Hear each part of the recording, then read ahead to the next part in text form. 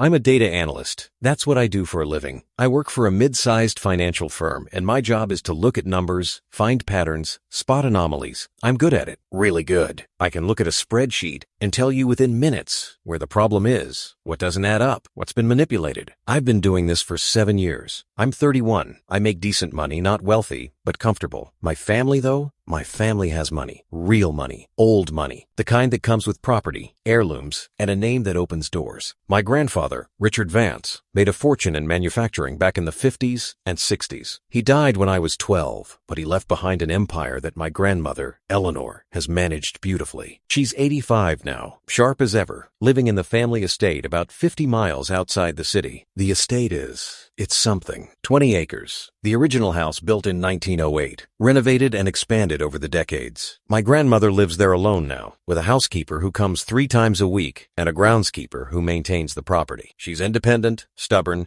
and has very strong opinions about who belongs in this family and who doesn't. I'm an only child. My parents died in a car accident when I was 19. I inherited a trust fund, but the real wealth, the estate, the collection, the heirlooms that all stays with my grandmother until she passes. Then it comes to me. I don't think about it much. I don't need the money right now. And honestly, the thought of my grandmother dying makes me sick. She raised me after my parents died. She's all I have left. And her ring, the Vance Ruby. It's famous. Not like international auction famous, but in collector circles, people know it. It's a 1,920 seconds Burmese ruby, blood red, about 3 carats, set in a custom platinum setting my grandfather commissioned in 1952 when he finally made his first million. He had a tiny V carved into the underside of the setting his signature. The ruby itself is flawless. I've seen the certification papers. It's been appraised at over $200,000, but my grandmother would never sell it. It's been on her finger for 73 years. Until tonight, I thought it was the one thing in my family that was untouchable. Permanent, safe. I was wrong. I met Sarah 18 months ago at a networking event. I hate networking events. I'm not good at small talk. I don't drink much, and I generally spend the entire time wishing I was home with a book or a puzzle. But my boss insisted I go something about visibility and building relationships. Sarah was at the bar. She wasn't networking. She was just there, wearing a black dress, drinking a martini, looking bored. I was getting a soda water when she turned to me and said, "You look like you'd rather be anywhere else." I laughed. "Is it that obvious?" "Extremely," she smiled. "I'm Sarah. Mark." We talked for an hour. She was funny, sharp, and didn't ask me what I did for a living until I brought it up. When I told her I was a data analyst, she didn't glaze over like most people do. She asked questions, real questions, about patterns, about how I spot fraud, about what it's like to see the world through numbers. She told me she was a freelance consultant. "I help people solve problems," she said. "Usually logistical problems, supply chain stuff, mostly. It's boring." It didn't sound boring. She traveled a lot, New York mostly, but sometimes other cities. She said she liked the freedom of freelance work, the ability to set her own hours. She lived in a nice apartment downtown, drove a decent car, and seemed comfortable. Not wealthy, but stable. We started dating a week later. The first few months were incredible. Sarah was everything. I wasn't spontaneous, adventurous, warm. She'd show up at my apartment at midnight with takeout and a bottle of wine, insisting we watch some obscure film she'd found. She'd drag me to art galleries, street markets, concerts. She made me feel alive in a way I hadn't felt since before my parents died. But she was also mysterious. Not in a red flag way, just private. She didn't talk much about her family. When I asked, she'd say things like, "We're not close," or "It's complicated." She said her parents were gone, that she had a brother somewhere she didn't talk to, that she preferred to live in the present rather than dwell on the past. I understood that. I didn't push. She also didn't ask much about my family. I mentioned my grandmother a few times, how she raised me, how close we were, but Sarah never seemed particularly interested. She'd nod, smile, change the subject. I figured she was just being polite. Not everyone wants to hear about someone else's family dynamics. Around month 6, I brought up the idea of her meeting my grandmother. We were at my apartment, cooking dinner, and I said, "You know, I'd really like you to meet Eleanor. She's important to me." Sarah paused, stirring the pasta.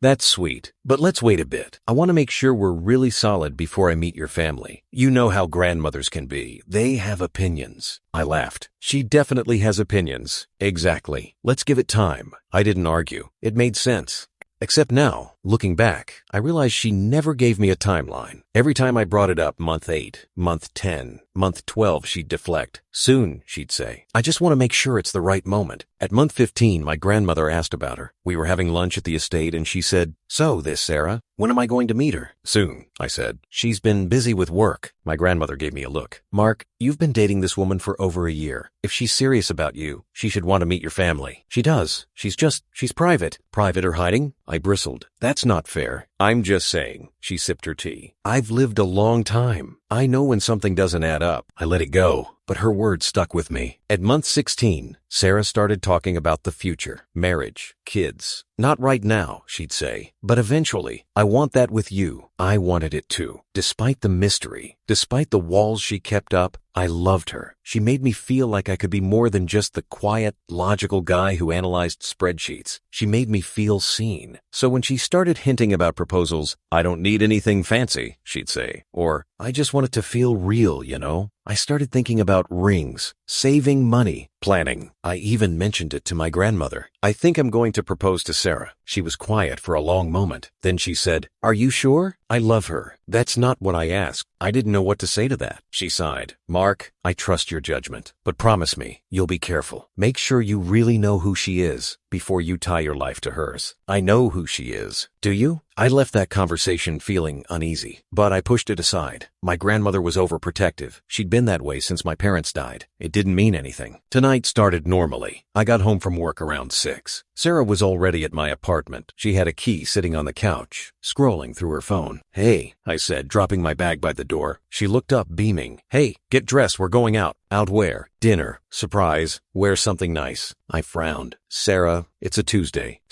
So, we usually just order in on Tuesdays." She stood, walking over to me. "Mark, just trust me. It's a special night." "What's special about it?" She kissed me. "You'll see. L'Etoile is one of those restaurants you read about, but never actually go to, unless you're celebrating something major, or you're wealthy. It's expensive, like $300 per person expensive. The kind of place with a 6-month wait list and a sommelier who judges your wine choices." When the car pulled up in front of it, I turned to Sarah. "We're eating here?" "Yep." "Sarah, I can't really afford." "I've got it." "No, that's..." "Mark," she squeezed my hand. "Let me do this, please." I didn't argue, but I felt uncomfortable. Sarah had money, sure, but not this kind of money. Not L'Etoile on a Tuesday money. The restaurant was stunning. Low lighting, soft music, impeccable service. We were seated at a corner table, private and intimate. The waiter brought menus, and I nearly choked when I saw the prices. The cheapest entree was $85. "Sarah, seriously, this is..." "Stop." She was smiling, her eyes bright. "Just enjoy it. This is important." "Why is it important?" She didn't answer. She just reached across the table, took my hand, and said, "I love you. You know that, right?" "Of course. I love you too." "Good." She squeezed my hand. "Because I'm tired of waiting." "Waiting for what?" And then she did it. She didn't stand. She didn't get on one knee. She just reached into her purse, pulled out a small box, and opened it. Inside was a ring. Not just any ring. The ring. "Marry me," she said. I couldn't breathe. The ring was identical. And I mean identical. The ruby deep red, flawless, perfectly cut. The platinum setting, intricate and vintage. The tiny V carved into the underside. My grandmother's ring. The Vance ruby. I stared at it. My brain was screaming, but my mouth wouldn't work. I couldn't form words. I couldn't move. "Mark?" Sarah's voice was soft, concerned. "Are you okay?"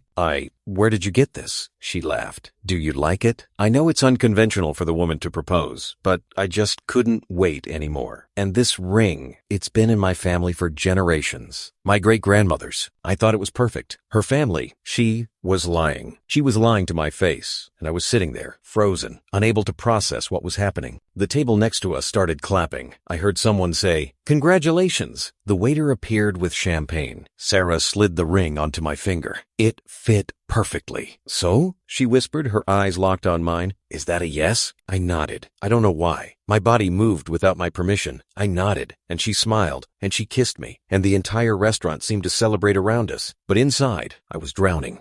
I don't remember the drive home. I don't remember the elevator right up to her apartment. I don't remember walking through the door. All I remember is the ring on my finger and the sick, cold certainty that something was horribly, catastrophically wrong. Sarah was ecstatic. She was talking a mile a minute about wedding plans, about venues, about how she'd always wanted to get married in the fall. "Or we could just go to Vegas," she said, laughing. "Elope Just us. Would you want that? I need a minute, I managed. Of course. This is overwhelming, I know. Take your time. I walked to the bathroom, locked the door, and sat on the edge of the tub. My hands were shaking so badly I could barely hold my phone. I had to call my grandmother. I had to know. Maybe, this was all a coincidence. Maybe Sarah's family really did have a ring that looked exactly like the Vance ruby. Maybe. No, that was impossible. The ring was one of a kind, custom made. There was no way. I dialed. It rang 3 times before she picked up. Mark? Her voice was groggy, confused. It's 10 o'clock. Is everything all right? Grandma, my voice cracked. I need to ask you something. What's wrong? You sound terrible. Your ring, the ruby, is it still there? A pause. What? Your ring, the one Grandpa gave you. Is it on your hand? Mark, what on earth are you talking about? Please, just look. Is it there? I heard rustling, then her voice, sharp and annoyed. Yes, Mark, it's right here, on my finger, where it always is. Now what is this about? I stared at the ring on my hand, at the perfect, flawless replica of the most important object my family owned. Mark, talk to me. What's going on?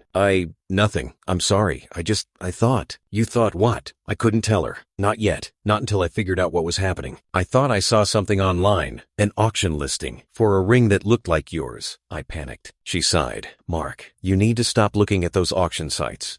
You're going to give yourself a heart attack. My ring is fine. It's safe. Now, go to bed and stop worrying. Okay, I'm sorry. Good night, Mark. Good night. I hung up. The ring was still on my finger. Sarah hadn't stolen it. She'd replicated it. I sat there for 20 minutes, just staring at the ring, trying to make sense of it. Sarah was a con artist. That was the only explanation. She'd researched my family, learned about the Vance ruby, and had a forgery made. But why? What was the endgame? And then I remembered my grandmother's words from a few months ago. I know when something doesn't add up. I started thinking back. All the little things that had seemed harmless or quirky at the time. Sarah's vague answers about her job, her reluctance to meet my family, the expensive apartment she could somehow afford on freelance consulting money, the trips to New York. The pieces started clicking into place. I pulled out my phone and started searching. Custom jewelry forgery, replica heirlooms, Burmese ruby identification. I found articles about high-end jewelry forgers, people who specialized in creating perfect replicas of famous pieces. It was a real thing, a professional thing, and it required connections, skill, and money. Sarah had all 3. I thought about her apartment. I'd been there dozens of times, but I'd never really looked. I'd never snooped. I trusted her. I stood up, unlocked the bathroom door, and peeked out. Sarah was on the balcony, her back to me, phone pressed to her ear. I moved quickly, quietly, to her bedroom. Her apartment was neat, almost too neat, like a showroom. There were photos on the dresser, generic stock photos in expensive frames, a bookshelf with books that looked like they'd never been opened. Everything was curated, staged, perfect. I opened her closet. Designer clothes, all high-end, all neatly organized. In the back, behind a row of shoes, I found a locked box. My heart was pounding. I knew I shouldn't. I knew this was a violation, but I had to know. I grabbed a bobby pin from her dresser and jimmied the lock. It took 30 seconds. Inside were documents, passports, 3 of them, all with Sarah's photo but different names. Bank statements showing accounts in different cities, and photos, dozens of photos. Photos of my grandmother's estate, photos of my grandmother herself, taken from a distance. Photos of me leaving my office, getting coffee, walking into my apartment building. She'd been watching me, studying me. For how long? At the bottom of the box was a notebook. I opened it. The first page had my name at the top. Underneath, in Sarah's handwriting, target, Mark Vance, age 31, data analyst, only heir to Vance estate, estimated net worth upon inheritance, $15, 20M, current vulnerability, lonely, isolated, trusting, approach, accidental meeting, build rapport, establish long-term relationship, goal, marriage, access to estate, potential for full asset acquisition. I felt like I'd been punched. There were more notes, details about my routine, my habits, my relationship with my grandmother, plans for how to integrate into family structure, timelines, strategies. And then, on the last page, Phase 3, proposal with replica ring, establishes legitimacy, accelerates timeline, marriage within 6 months, begin estate planning discussions, isolate target from extended family, final phase, asset transfer upon matriarch's death. I was going to be sick. I put everything back exactly as I'd found it, locked the box, and returned to the bathroom. I splashed cold water on my face, trying to steady my breathing. Sarah had targeted me. This entire relationship, 18 months of my life, was a con. She didn't love me. She didn't even know me. I was just a mark, a way to access my family's wealth, and the ring, the perfect, impossible replica of the Vance Ruby, was her calling card, her way of proving she was serious, her key to unlocking the family vault. I heard her voice from the living room. "Mark, you okay in there?" I opened the door. She was standing in the hallway, smiling. "Yeah, just overwhelmed." "I know, it's a lot." She kissed my cheek. "But it's good, right? We're engaged." "Yeah, it's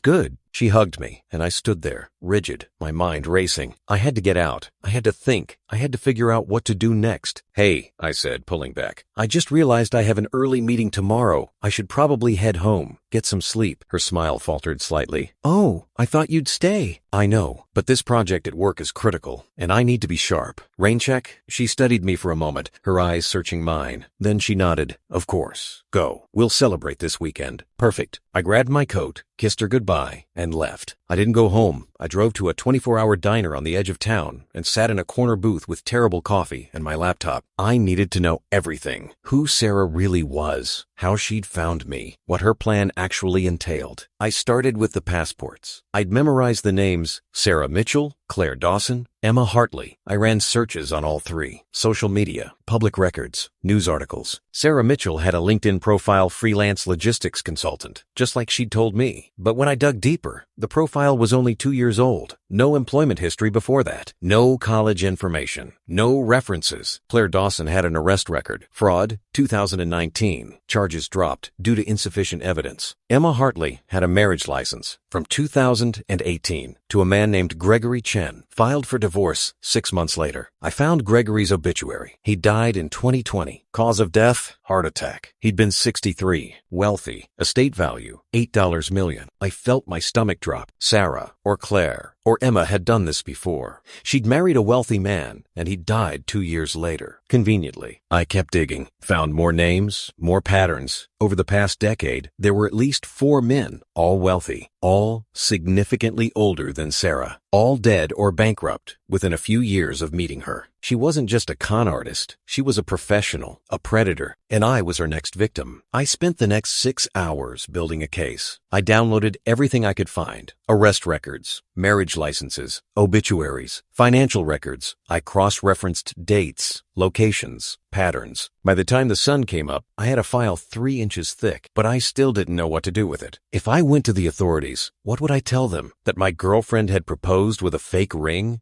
That she'd been planning to marry me for access to my inheritance? None of that was illegal. Not yet. She hadn't actually stolen anything. She hadn't committed fraud. Not technically. And if I confronted her, what would happen? Would she disappear? Would she turn it around on me somehow? I needed advice. Professional advice. I called a number I hadn't used in years. A private investigator my grandmother had hired once to look into a business partner she didn't trust. His name was Marcus Reed. He was expensive, discreet, and ruthless. He answered on the second ring. "Reed, Mr. Reed, this is Mark Vance. We met a few years ago. You worked for my grandmother. I remember. What can I do for you? I need to hire you, urgently." "I'm listening." I told him everything. The proposal, the ring, the documents I'd found, the research I'd done. He didn't interrupt. When I finished, there was a long silence. Then he said, "Meet me at my office in an hour. Bring everything you have." Marcus Reed's office was in a nondescript building downtown. No signs, no company name on the door, just a number, 412. I knocked. He opened it immediately. He was exactly as I remembered, mid-50s, graying hair, sharp eyes, dressed in a suit that probably cost more than my car. He looked like he could be a lawyer or a banker, the kind of person you'd never suspect was a private investigator. "Come in," he said. His office was sparse. A desk, 2 chairs, a filing cabinet. No personal photos, no decorations, just a laptop and a phone. I sat down and handed him the USB drive with all my research. He plugged it in, opened the files, and started reading. He didn't say a word for 15 minutes. Finally, he looked up. "She's good." "That's it? She's good?" "Very good. This is professional level work. The identity layering, the long con, the psychological manipulation. She's not an amateur. So what do I do?" He leaned back in his chair. "That depends on what you want." "I want her gone." Out of my life, away from my family. That's reasonable. But here's the problem. She hasn't actually broken any laws. Not yet. Everything she's done, the fake identities, the relationship, even the ring, it's all technically legal. Unethical? Yes. Illegal? No. So I just let her get away with it? I didn't say that. He closed the laptop. What we need is evidence of intent to commit fraud. And we need to make sure she doesn't have time to pivot or disappear. If you confront her now, she'll vanish. And you'll never see her again. Good. But she'll do it to someone else. Is that what you want? I hesitated. No. Then we need to be smart. We need to let her think everything is going according to plan. And we need to catch her in the act. How? He smiled. It wasn't a warm smile. Leave that to me. Over the next week, I lived a double life. On the surface, I was the happy, oblivious fiancé. I met Sarah for dinners, texted her throughout the day, even went shopping for tuxedos. She was pushing for a quick wedding. Why wait? She kept saying, and I played along. You're right, I'd say. Let's do it. But behind the scenes, Marcus was building a case. He followed Sarah, tracked her movements, discovered she was meeting regularly with a man in his 60s wealthy, recently widowed. Another target. He also found the jeweler who'd made the ring, a high-end forger in New York who specialized in replicating famous pieces. Marcus posed as a potential client, got the guy talking, recorded everything. The jeweler confirmed that Sarah, under the name Claire Dawson, had commissioned the ring 6 months ago. She'd provided photos, measurements, certification documents, everything needed for a perfect replica. Marcus also dug into Sarah's finances. She had accounts in 3 different states, all under different names. Money moved regularly between them, small amounts, never enough to trigger bank alerts. The total? Nearly $3 million. She's been doing this for at least a decade, Marcus told me, and she's gotten better each time. Smarter, more careful. So, how do we stop her? We wait for her to make a mistake. The mistake came 2 weeks later. Sarah started talking about my grandmother, casually, innocently. You know, I was thinking, she said one night over dinner, maybe it's time I met Eleanor. Now that we're engaged, she should know who I am. My blood ran cold. You want to meet her? Of course. She's your family, and I'm going to be part of that family now. I don't know if that's a good idea. She's not great with new people. Mark, she took my hand. I know she's been skeptical about me, but I think if she met me, if she saw how much I love you, she'd come around, don't you? Maybe. So let's do it. This weekend. I'll make us lunch. We can have her over to the apartment. I forced a smile. Okay, I'll call her. I called Marcus immediately. She wants to meet my grandmother. Good. That's the move. She's trying to integrate herself into the family, establish legitimacy. Once she's met Eleanor, she can start working on isolating you from her. Classic long con strategy. So what do? We let it happen, but we control the environment. Tell Sarah, your grandmother insists on hosting at the estate. That way we can set up surveillance, document everything, and make sure Eleanor is safe. And if Sarah realizes it's a trap, she won't. She's too confident. She thinks she's already won. I told my grandmother everything. She listened without interrupting, her face growing harder with each detail. When I finished, she said, I knew something was wrong. I should have listened to you. Yes, you should have. She stood, pacing her study. But we'll fix this. Bring her here. I want to meet this woman who thinks she can manipulate my grandson. Grandma, Marcus thinks. I don't care what Marcus thinks. This is my home, my family. If she wants to play games, she's playing with the wrong person. I'd never heard her sound so cold. Saturday arrived. Sarah was nervous, actually nervous. I'd never seen her like that before. Do I look okay? She asked, adjusting her dress for the 3rd time. You look great. I just want her to like me. She will. We drove to the estate. Sarah was quiet, staring out the window. When we pulled up, she looked at the house and whispered, Wow. It's beautiful. Yeah,